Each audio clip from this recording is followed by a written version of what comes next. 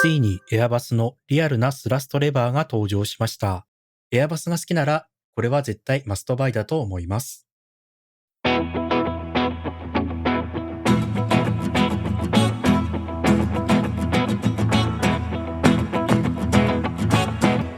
こんばんは、シムパイロットきよきよです。今日は最高のフライトシム体験を求めている方にとっておきのアイテムをご紹介していきます。実は今回、ある企業の全面的なご協力のおかげで、新作コントローラーを先行で体験できる機会をいただくことができました。その企業というのがタイトルでもうバレてはいますが、そう、WeWing さんです。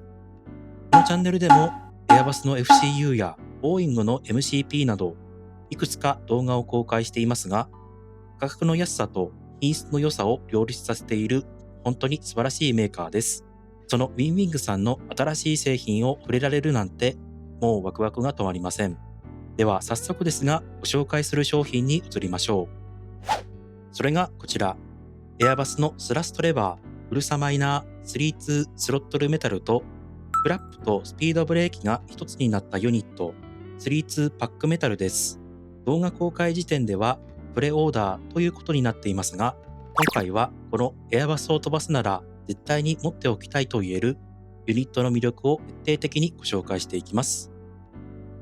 特にこのメタルの名前が示す通り、質感と操作感がとんでもないことになっています。ぜひ最後まで見ていただけると嬉しいです。まずはメインユニット、ウルサマイナースロットルメタルの外観から確認していきましょう。ユニットの大きさは幅が 12.5 センチ、奥行きが25センチ、高さが16センチと存在感のあるサイズ感。そして重さは公式の情報によると 1.6kg。ずっしりとしていてデスクに置いた時安定感が違います。皆さんが気になるスラストレバーの動きですが、レバーを動かすとクライム、フレックス、トガの各ポジションでカチッカチッという小さな音とともにストッパーが働いてくれます。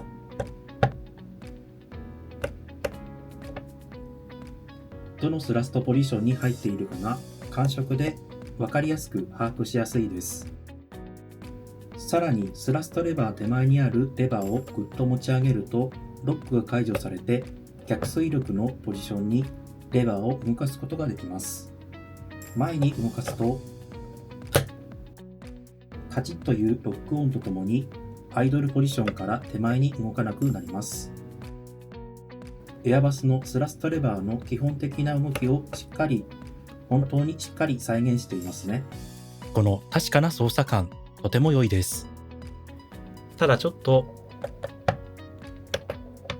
カチカチ音がうるさいかもという場面もありますよね。でもご安心ください。ユニット前方にあるスケールキャンセルの機能をオフにすることでストッパーがなくなり、スムーズに動かせるようになります。これなら静かに操作したいニーズにもしっかりと応えられます。さらにこの32スロットルメタルにはなんとレバーのスムーズさを調整できる機能が入っています。ユニット前方のローラーを反時計回りに回すと抵抗感が増し、時計回りにすると抵抗が減少します。またエンジンの始動に使うエンジンマスタースイッチを見てみると、実際の機体と同じように少し上に引いてから前に倒すという機構が入っています。スイッチの形もそうなんですが、このリアルな機構を再現する姿勢こそがリアルに飛ばしたいというシムパイロットのニーズにしっかりと応えており、とても素晴らしいと思います。オートスラスト解除用のスイッチもしっかりと押せます。エンジンモードセレクターについては少しプラスチック感がありますが、スイッチはしっかりと動作してくれます。裏面にパソコンと接続する USB Type-C コネクトがあるのでつないでみましょう。WeWing さんとの接続方法はこのチャンネルでは何回も出てきている SIMApp Pro を使います。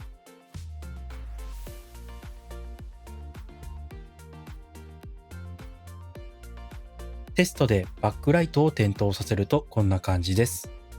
レバーのポジションやエンジンの故障などを表示するボタンなどはしっかりとバックライトが機能していますね。フェニックス A320 などの場合、ゲームと連動して調節できる機能も備わっています。ちなみにスロットルメタルを2つ購入すると、合計4発のエンジンを持つ機体のスラストレバーを一つ一つ独立して操作できるようになります。A380 や今度リリースされる予定の A340 のエンジンを一つ一つ独立操作したい場合は2つ以上の購入がおすすめです。次に 3-2 パックメタルを見てみましょう。これは 3-2 スロットルメタルの追加ユニットという位置づけで、単品では動かないことに注意してください。このユニットにはスピードブレーキとフラップ、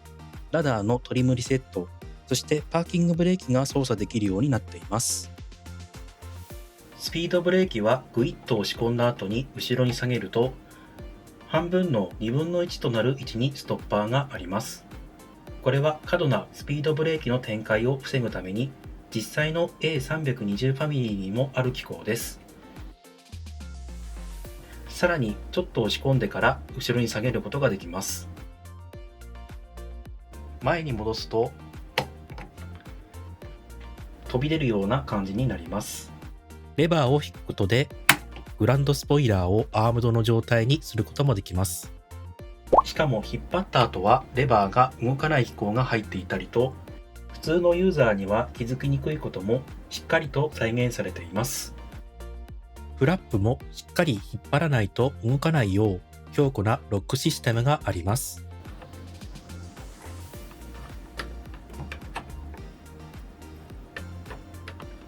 こちらも機構はしっかりとしており、ガタつき等はなく申し分はありません。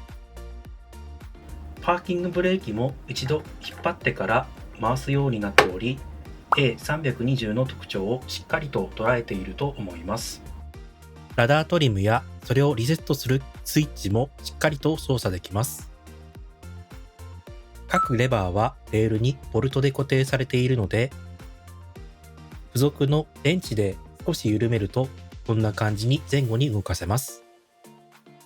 ちなみにホームコックピットを構築したい方向けのパネルもしっかり用意されています。このあたりの対応も素晴らしいですね。ではスロットルメタルと接続してみましょう。まずはパックメタルのレールに付属のナットを入れます。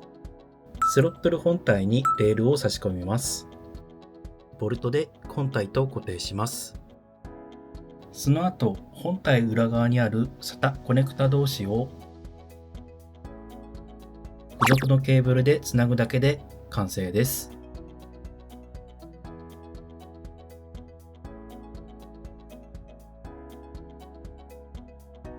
見てもらうと分かる通り、スピードブレーキとフラップレバーは高さの調節ができないので、こんな感じに平らな机の上では斜めになります。なので本体の裏側に粘着性のあるドットを貼り付けた後、机の角に引っ掛けるような感じに置く必要があります。ただちょっと不安定になる感じなので、デスクに万力で固定する専用マウントと同時に購入することを強くお勧めします。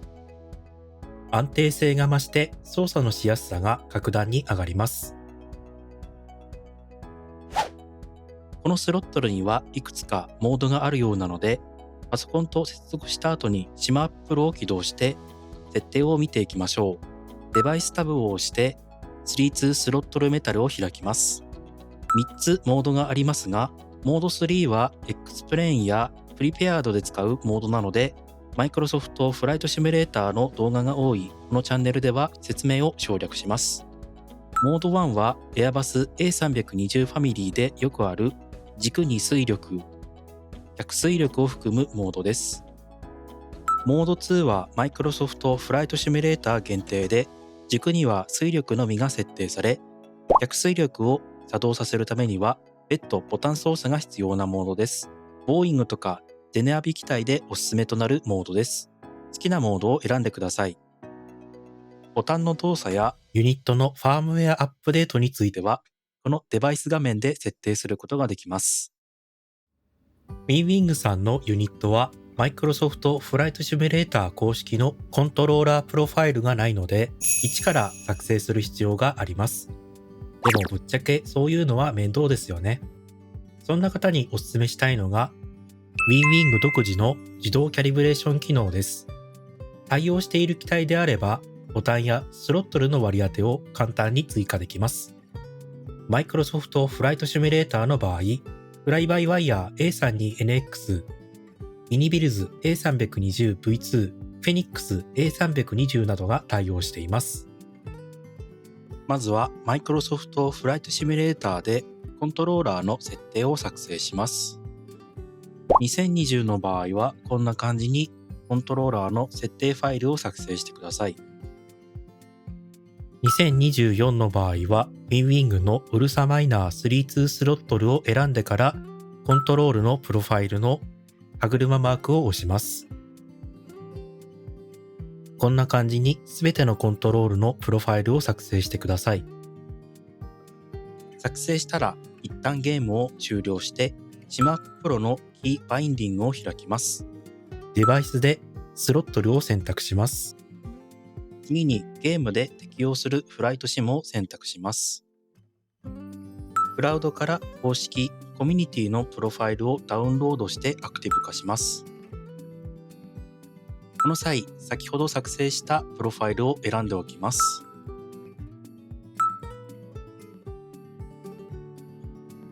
もう一度 Microsoft Flight Simulator の設定を開き直すと、こんな感じにコントローラーの割り当てが自動的に追加されます。Fly-by-Wire A32NX の場合、EFB でスロットルのキャリブレーションページを開いたら、デフォルトに戻すを押すだけで OK です。これでスロットルの位置が現実とちゃんとリンクして動くようになります。特にユーザー側でスロットルの変更をする必要はありません。エンジンマスタースイッチもこんな感じでしっかりとリンクして動いてくれます。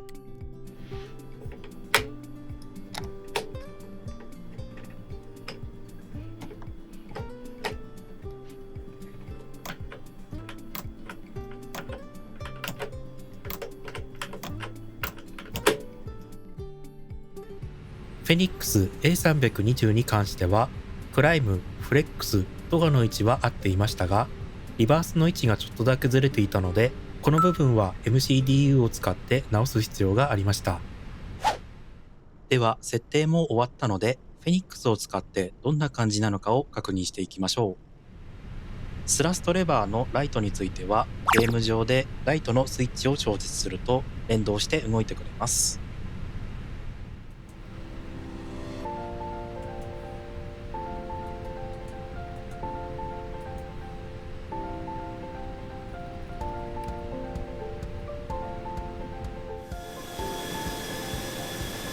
デパーチャーチェックスコンプリートバイパスインサーテッド。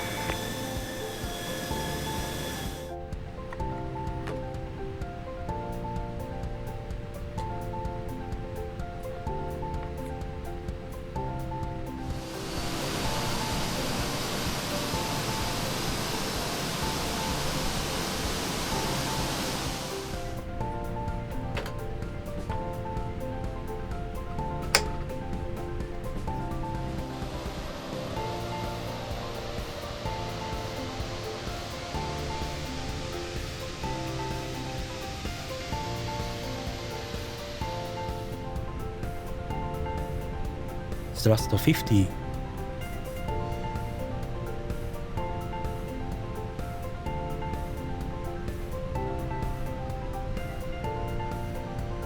Stabilize Manflex 67 SRS Available100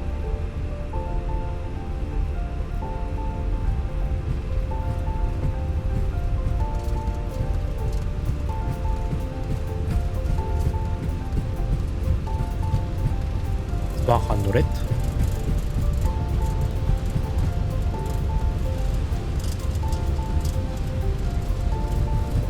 Everyone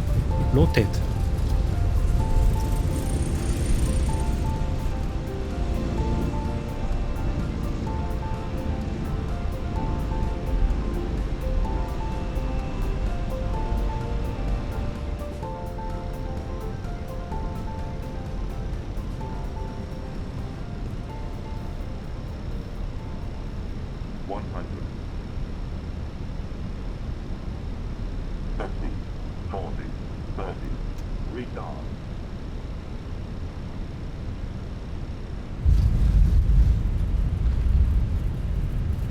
Reverse, reverse idle,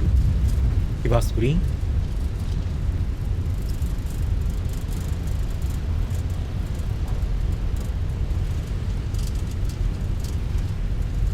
One thousand 500 meters remaining. 1,200 60 manual remaining. bridge. Retard.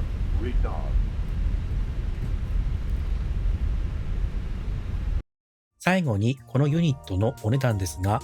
プレオーダーの時点でスロットルメタルのみが2万と285円、パックメタルは1万7114円、セットになったコンボが3万7399円です。スラストレバーがプラスチック感があるのと、リバースを切り替えるときに大きな音が鳴ること、パックメタルと一緒に購入すると置き場所を少し工夫する必要があることが気になりますが、この安さでとてもリアルなスラストレバーに仕上がっており、おすすめです。気になった方はぜひウィンウィングさんのサイトから購入してみてはいかがでしょうか。最後までご視聴くださりありがとうございました。また次の動画でお会いしましょう。それでは、良いフライトを。